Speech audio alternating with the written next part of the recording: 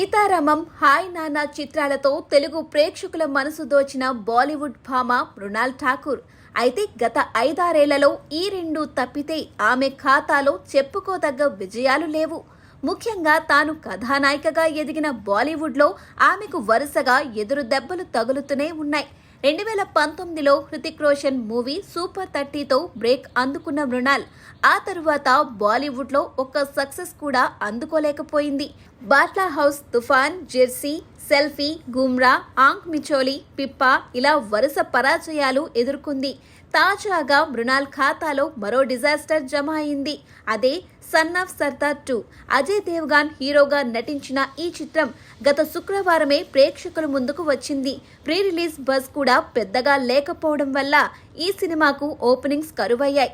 50% offer పెట్టినా కూడా తొలి రోజు థియేటర్లో జనం కనిపించలేదు. దీనికి తోడు సినిమాకు డివైడ్ టాక్ రావడంతో వీకెండ్లో కూడా సినిమా చెప్పుకోదగ్గ వసూళ్లు సాధించలేకపోయింది. వీక్ డేస్ వచ్చేసరికి థియేటర్లు ఖాళీ అయిపోయాయి. చాలా త్వరగా సినిమా డిజాస్టర్ అని తేలిపోయింది.